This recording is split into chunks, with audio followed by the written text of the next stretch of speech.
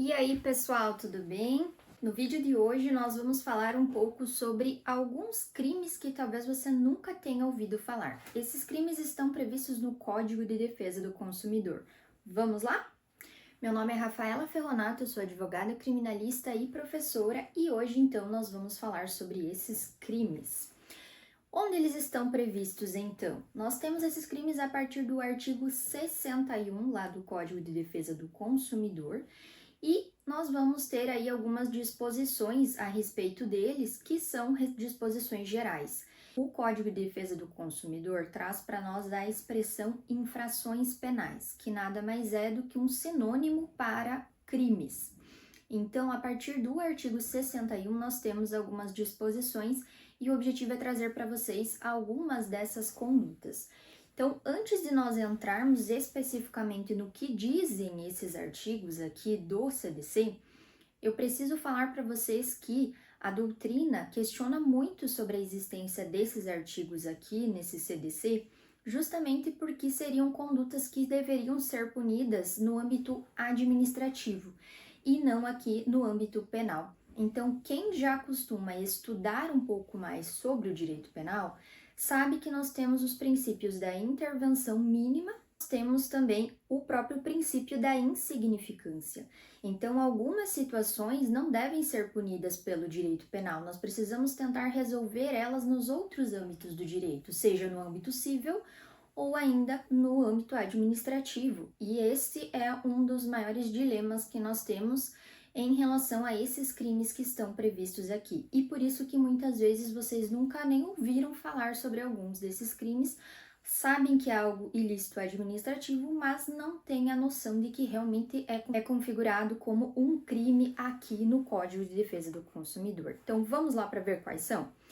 No artigo 63, nós temos assim: omitir dizeres ou sinais ostensivos sobre a nocividade ou periculosidade de produtos nas embalagens, nos invólucros, recipientes ou publicidade.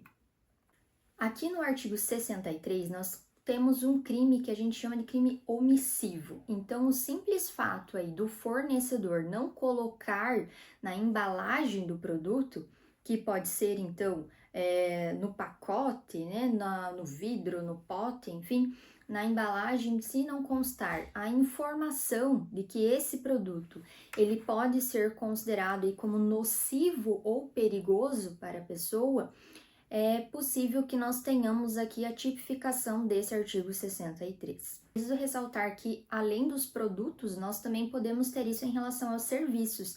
Então, se a pessoa vai realizar um procedimento cirúrgico, ela precisa ter noção de todas essas informações, do risco que isso pode implicar também para a saúde dela. Então, não é apenas para produtos, né, e embalagens. Então, o serviço também está abrangido aqui por essas infrações previstas aqui no âmbito do Código de Defesa do Consumidor. No artigo 64, seguindo ali, nós temos o seguinte, então: deixar de comunicar à autoridade competente e aos consumidores a nocividade ou periculosidade dos produtos cujo conhecimento seja posterior à sua colocação no mercado. Aqui, então, o fornecedor ele deixa de informar tanto a autoridade competente, que são os órgãos públicos, assim como o próprio consumidor. Então, aqui nós temos um dos maiores exemplos, o recall, né? Então, se alguém compra algum produto e ele vem a ter algum problema no futuro, o fornecedor ele tem essa obrigação de informar o consumidor e as autoridades sobre a existência de um perigo ou de algo que seja nocivo à saúde, mesmo após essa inserção do produto no mercado. No artigo 65, nós temos sobre a execução de um serviço de alto grau de periculosidade, contrariando determinação de autoridade competente. Aqui um dos maiores exemplos que nós podemos citar é o próprio parque de exposições. Nesse caso, se o serviço for prestado contrariando o que os órgãos públicos dizem, nós podemos ter a responsabilização desse fornecedor aqui, conforme as disposições do CDC. Seguindo para o artigo 66, nós temos fazer afirmação falsa ou enganosa ou omitir informação relevante sobre a natureza, característica, qualidade, quantidade, segurança, desempenho, durabilidade, preço ou garantia de produtos ou serviços. Aqui nós temos um direito de informação ao consumidor, então eu não posso induzir a pessoa a comprar algum produto sem que ela saiba dessas informações que são relevantes do produto ou do próprio serviço. Então, como o próprio artigo já diz, né, precisamos que todas as informações dos produtos sejam verdadeiras e tenham todas essas características aí, essas informações que o artigo traz. O artigo 67 fala fazer ou promover publicidade que sabe ou deveria saber ser enganosa ou abusiva. Aqui nós temos essa questão enganosa ou abusiva que o próprio código traz ao longo dele, mas nós podemos citar aqui alguma situação em que ocorra uma prática discriminatória, pode ser incitar a violência ou até mesmo o medo nas pessoas. Então a gente precisa saber que essa publicidade aí, ela seja enganosa ou abusiva, no sentido de realmente fazer com que as pessoas, né, os consumidores, pratiquem alguma coisa aí que possa ser prejudicial a elas.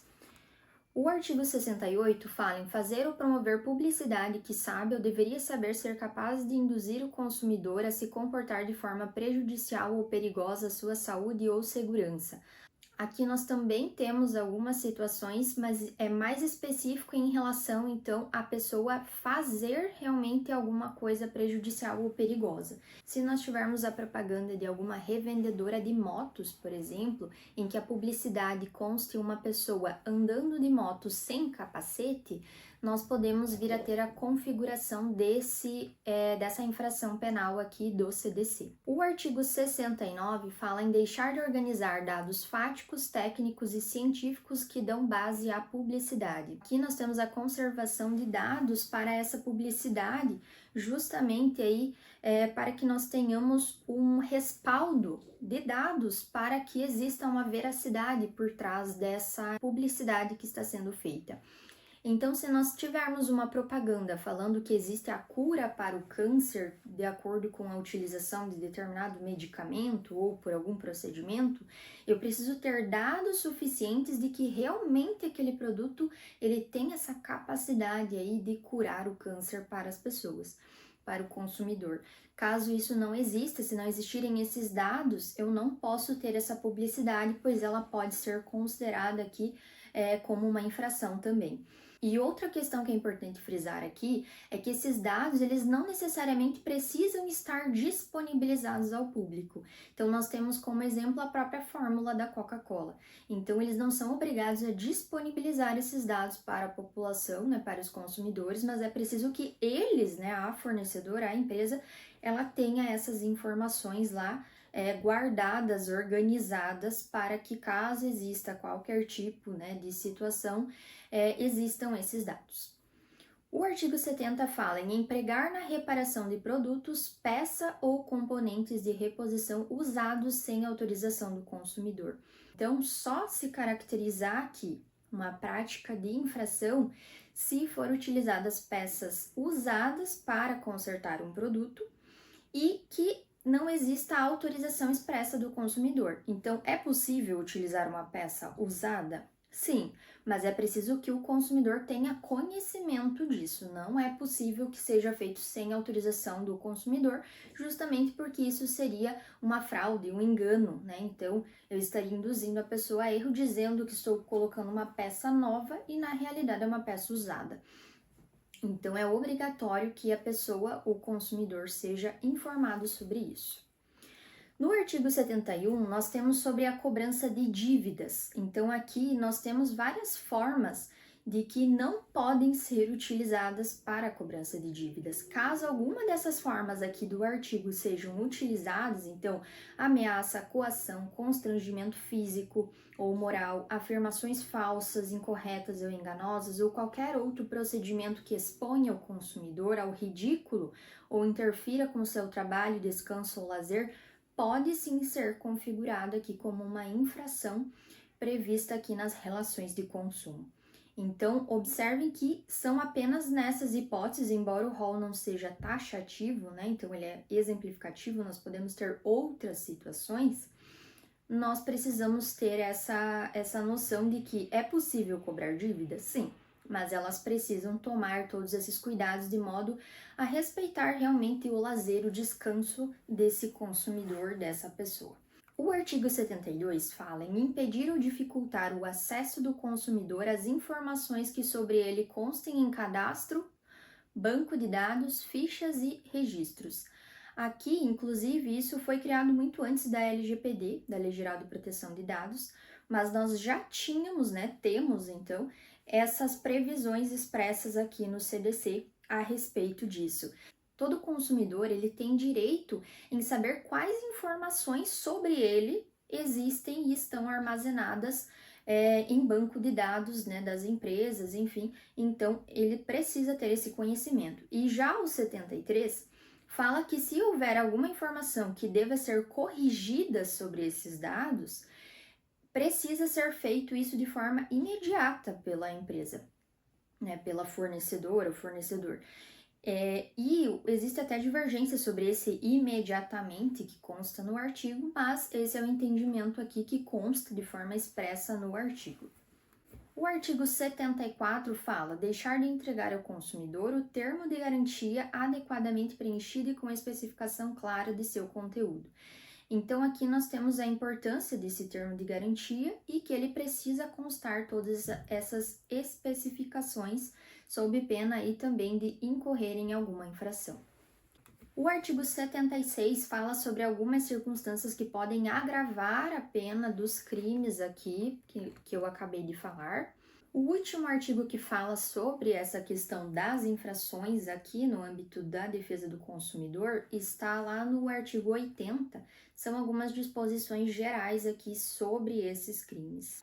Com tudo isso, então, que eu expliquei para vocês, a gente precisa observar que o objetivo desse Código de Defesa do Consumidor, ao inserir algumas infrações, é justamente proteger o consumidor, proteger a tranquilidade, que ele tenha o controle de dados que existam sobre ele, que as práticas enganosas ou abusivas sejam realmente coibidas, que elas não ocorram, e principalmente o consumidor tenha consciência e saiba que isso existe. Na prática, nós sabemos que para que se configurem esses crimes, a gente precisa que estejam comprovadas todas essas situações. Alguns desses crimes, eles só podem ser responsabilizados se existir o dolo. Então, o dolo se trata da vontade de que ocorra aquela prática criminosa.